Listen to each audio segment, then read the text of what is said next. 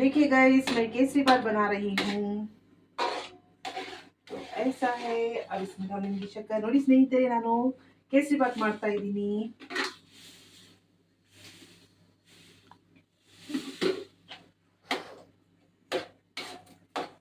ನೋಡಿ ಕೇಸರಿ बात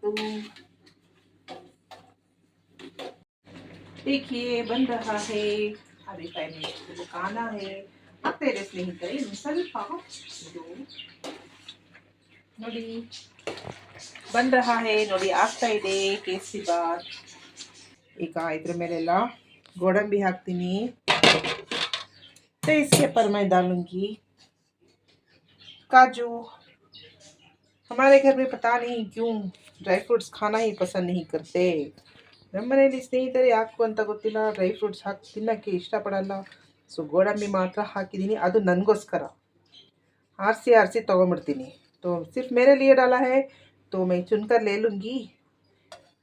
क्योंकि ये लोग क्या करते हैं पता है, रोस्ट किए बिना ड्राई फ्रूट्स का दाल खाते हैं। मुझे बिना रोस्ट किए ड्राई फ्रूट्स खाना अच्छा नहीं लगता। ಇವರೆಲ್ಲ ಎಣ್ಣೆಯಲ್ಲಿ ಫ್ರೈ ಮಾಡಿದ್ದು ಡ್ರೈ ಫ್ರೂಟ್ಸು ತಿನ್ನಲ್ಲ ಸ್ನೇಹಿತರೆ, ಹಾಗೆ ಹಸಿ ಹಾಕ್ಕೋತಾರೆ ಇವರೆಲ್ಲ। ಹಾಗಾಗಿ ನನಗೋಸ್ಕರ ನಾನು फ्राई ಮಾಡಿದ್ದೀನಿ, ಅದನ್ನೇ ಹಾಕಿದ್ದೀನಿ ಇದ್ರ ಮೇಲೆ। तो उसी को मैंने डाला है।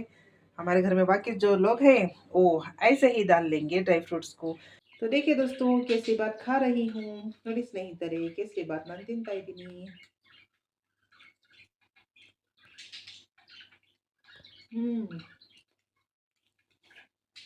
ಚೆನ್ನಾಗಿದೆ,